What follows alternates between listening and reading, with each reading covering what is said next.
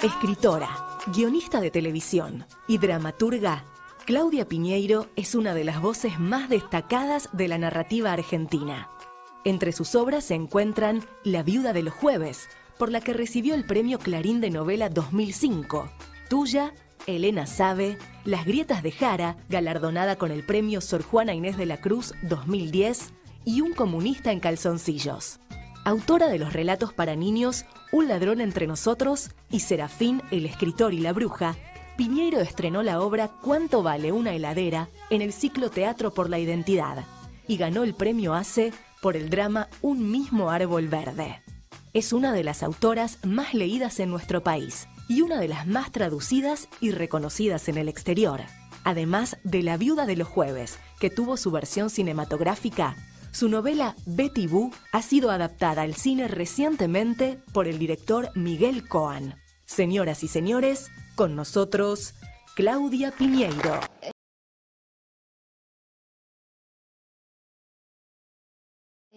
Yo siento que la novela negra me agarra en el proceso de escritura. Esto quiere decir que yo me pongo a escribir una novela, y la novela es una novela familiar, una novela que podría haber sido una novela de otro tipo, y en el medio aparece un crimen, aparece la muerte, aparece la búsqueda de la verdad, y entonces empieza a tener elementos de novela negra, y a veces esos elementos de novela negra dan una línea narrativa que está más en la superficie, como puede ser Betty Boo, que es claramente una novela de género, y otras que lo tienen en una línea menos clara, como puede ser Elena sabe. Entonces me parece que es eso, ¿no? Una gradación de distintos temas que hay en la novela. Y yo creo que sí, que a mí me aparecen porque me interesa la novela social. Vos sabés que yo quería estudiar sociología cuando terminé el colegio secundario y la dictadura militar en la Argentina, en la universidad pública, cerró la carrera de sociología en ese año y todas las carreras humanísticas porque son muy peligrosas. Y sí. Entonces, bueno, tuve que elegir entre lo que quedaba y estudié economía. Pero siempre me interesó la sociología y yo creo que en todos mis libros la sociedad es un personaje dentro de la novela, ¿no? No hay, siempre lo que estoy contando está claramente metido en un grupo social que se maneja de determinado modo. Realmente es una de las obsesiones. Yo creo que uno sigue la línea de determinados escritores, encontrás temas que se repiten porque son las obsesiones literarias de cada uno de nosotros, y una de las mías es el tema de la maternidad, porque antes hablé también del rol de la mujer, ¿no? Y poder pensar si la maternidad es deseada o es un rol impuesto, ¿no? Entonces tengo también otras novelas donde hay mujeres que son madres, pero que llegaron a la maternidad sin pensar si querían ser madres, ¿no? Y eso también tiene sus complejidades. Y también la falta de respeto a veces que hay en algunas sociedades hacia la mujer que dice, no, yo no quiero ser madre, ¿no? Parece como que todo el mundo siempre le pregunta, ¿y cuándo vas a tener hijos? ¿Y por qué? Y no, como si fuera una falla, parece que estuviera fallada, ¿no? Y no que es una decisión. Y me interesa el tema de la maternidad, los modelos de madres, y en casi todas mis novelas de alguna manera están presentes, sí.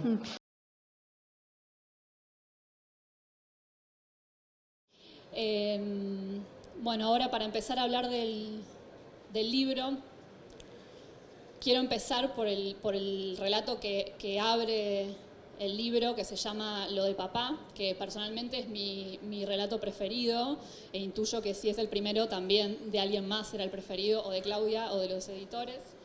Es un cuento que tiene un modo maravilloso de tejer dos historias desde el principio.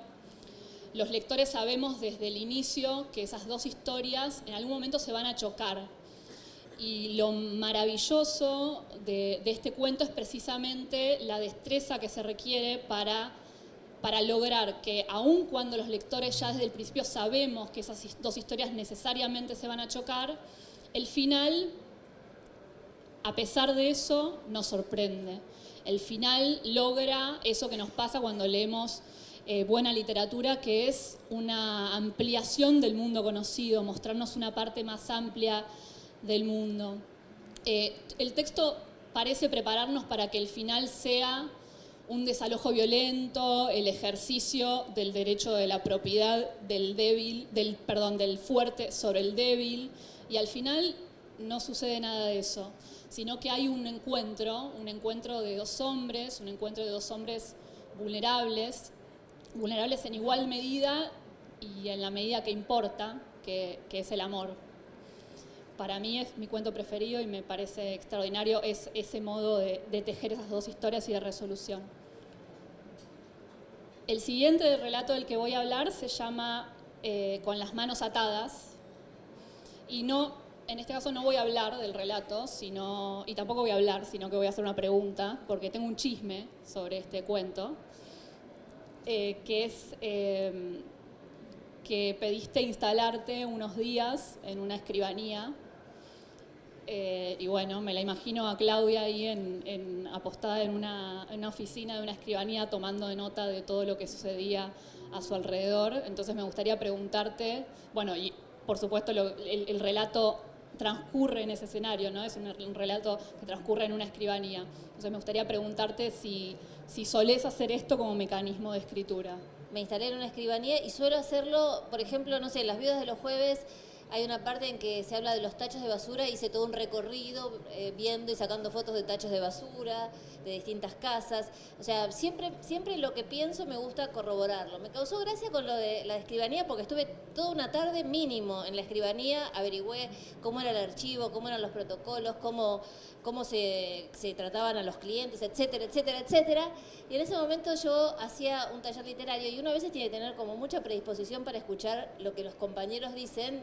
Y me acuerdo que había una que era abogada que me discutía que las escribanías no eran así y que como yo no era abogada no tenía ni idea de cómo era una escribanía. Y yo pensaba, qué gracioso, porque yo estuve todo un día en una escribanía y obviamente esa escribanía por lo menos era así, ¿no? Pero bueno, son esas cosas que a veces uno necesita como para reforzar la propia idea de cómo es un mundo, ¿no? Una escribanía yo me imaginaba que era muy distinto a los mundos que conocía y los personajes que estaban ahí también. Entonces quería como confrontar mi imaginación con la verosimilitud. Para finalizar mi intervención, me gustaría hablar un poco de los cuentos en general, del sistema que hacen los relatos en el libro en general. Lo que quiero destacar es que Claudia construye personajes reconocibles cuyos zapatos podríamos ocupar cualquiera de nosotros. Personajes comunes arrojados a los dolores que tenemos todos, que tiene cualquiera. Personajes ordinarios, pero que de pronto se encuentran en situaciones extraordinarias, al borde del crimen, de la transgresión. Y es ahí donde se produce la operación empática, que está propuesta desde el título y también en el epígrafe, en la dedicatoria. La dedicatoria que hace Claudia es a los que pueden ponerse en el lugar de otros, raros o no. Y hablando con Paula y con Belén antes, que Belén decía que, bueno, lo vas a decir, pero que la leías mucho de chica. No te spoileé. No, pero porque pensaba eso, como cómo Claudia influyó en la formación de todas nosotras, digamos, ¿no? Como escritoras y como personas también. Y esa relación entre la literatura y la vida, digamos, que lo que sirve para la vida sirve para la literatura y lo que sirve para la literatura sirve para la vida. Bueno, Claudia es fundamental, creo, en las tres. Entonces, nada, a mí me pasa lo mismo y quería mencionarlo para empezar. Respecto a quien no, voy a seguir con lo que planteaba Paula. Yo quería, en realidad, partir del título del libro que reúne todos estos cuentos, que si bien son cuentos de diferentes momentos de la carrera de Claudia como escritora, son cuentos que la expresan en su, digamos, territorio de escritura. Digamos que también uno puede encontrar algo de estos personajes en las novelas de Claudia. Pero, ¿cuál es el punto, digamos, que los une? Quien no, ya en el título aparece algo del libro. Y después hay una dedicatoria que dice, como decía Paula, a los que pueden ponerse en el lugar de otros, raros o no. Y no es un epígrafe de un escritor, es una dedicatoria del autor. Y esa dedicatoria, en realidad, está dedicada para mí, para el lector, para nosotros, los lectores. Esos somos, digamos, ¿no? Los que estamos siendo interpelados, ese plural, a los que pueden ponerse en el lugar de otros, raros o no. ¿Estamos nosotros ahí? ¿Podemos ponernos en ese lugar del otro o somos nosotros los raros? ¿Qué sé yo? Dice Martín, un personaje de un cuento súper fuerte del libro. ¿Quién no es un poco raro? dice después. Y en una entrevista Claudia dijo una frase que me encantó, que dice: de cerca todos somos raros porque todos somos particulares, digamos, ¿no? Esta idea de cuando nos acercamos mucho a algo se empieza a deformar, y bueno, esa es la mirada que en realidad la norma te generaliza y la mirada particular te muestra justamente esto de lo que va a tratar este libro. Es decir, que en el título, para mí, y en la dedicatoria hay una clave de lectura. Y hay algo que me gusta mucho del título, del quién no, que es que el título no afirma. Todo lo contrario, digamos, ¿no? Vivimos en un mundo, digamos, el mundo regulado, el mundo del Estado, el mundo de la norma, el mundo de la ley, es el mundo de la afirmación, es el mundo de la confirmación, es el mundo de esto es así, las cosas son así, las cosas están definidas, hay una definición. En ese quién no, Claudia Piñeiro abre una zona al territorio de lo vulnerable. Ante la afirmación, ante la autoridad, ante la palabra de la autoridad, ante eso están los raros, este grupo de raros. Ante eso no hay afirmación, no hay autoridad, no hay norma. Porque en un punto quien no es quien no mintió, quien no deseó lo que no podía desear, lo que no le correspondía, quien no sufrió, quien no quiso morir, quien no quiso terminar con todo. Es decir, ese es el hilo que va a hilvanar todos los relatos, el hilo que los une a los personajes con lo establecido. Y al mismo tiempo lo que va a narrar Claudia Piñeiro es ese momento en el que ese hilo se rompe. Es decir, cuando rompemos nuestro pacto personal con la norma, cuando sale a la luz esa sordidez, nuestra propia mediocridad, o el momento en el que lo que se barrió abajo de la alfombra se deja ver, ¿no? Se corrió un poco la alfombra y ahí aparece un poco lo que se había barrido abajo. Otro de los temas que une para mí a estos relatos, que son cada uno muy particular y muy distinto, y al mismo tiempo son muy contundentes, porque son relatos que narran de manera muy precisa un momento definitivo en la vida de los personajes, es que son relatos que representan personajes con profundos estados afectivos de soledad. Hay una soledad muy profunda para mí en los personajes. Hay un momento en el que, es ese momento en el que te das cuenta que más allá de todo y todo lo que podés construir, estás solo. Es decir, que si bien hay, digamos, relatos que son relatos familiares o relatos de personajes que están incluidos en familias o en grupos, la narradora siempre enfoca en un personaje, es decir, en un personaje por cuyo cuerpo está pasando el dolor, digamos, ¿no? Siempre hay alguna cosa como el cuerpo por el que pasa la trama, ¿no? El cuerpo por el, digamos, que sufre, digamos, el drama de lo que se está narrando, el cuerpo que padece. Y para mí en esa alquimia narrativa también hay una posición política en términos de la escritura, que tiene que ver con cómo nos lleva a nosotros a ponernos en el lugar del otro, a ponernos en los zapatos del otro. En un punto, poder ponerse en el lugar del otro también es poder percibir como percibe el otro, salir de uno mismo y percibir con los ojos del otro. Ese trabajo es el trabajo que hace la literatura y Claudia lo hace magistralmente en este libro. Retomando una frase de Beauvoir que dice que la literatura es un terreno resbaloso, es íntimo y público a la vez.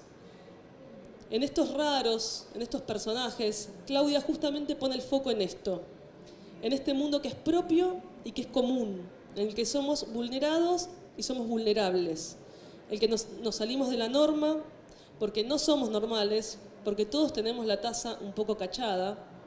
Es decir, Claudia funda un territorio el que nos es permitido decir quién no. ¿Quién no? Es una obra hermosa de 16 cuentos que se entrelazan unos con otros y que juntos condensan lo mejor de la prosa extraordinaria de Claudia Piñeiro. Una escritura sin rodeos, que sabe posarse en lo pequeño, representar lo ordinario en toda su complejidad, eso que se suele considerar normal y que visto desde cerca siempre es muy raro, porque lo normal es un imperativo que no termina de quedarle cómodo a nadie. Claudia lo ve, puede verlo, y construirlo luego con una prosa que parece transparente, como si lo que cuenta estuviera, efectivamente, allá delante de nuestros ojos. Al alcance de nuestras manos, como si pudiéramos olerlo, escucharlo, como si el viento de cualquiera de sus cuentos pudiera despeinarlos, como si no fuera algo hecho con palabras, y desde ahí, Desde eso pequeño que Claudia logra representar como si fuera magia, logra hacernos creer que sí, que está ahí, y nos conmueve, nos hace movernos al ritmo que ella quiere. Nos cuestiona, nos rompe la cabeza y nos encanta. Porque Claudia es una maga mayor de la literatura, tiene el superpoder de construir universales a partir de detalles singulares. Una prosa que se mete en lo más íntimo, con la familia, con eso de siniestro que aún tienen las mejores familias, con sus oscuridades, con sus luces, con el amor y con lo retorcido de aquellos lazos sanguíneos marcados a fuego que puede hacernos sentir en la carne lo frágil del amor eterno.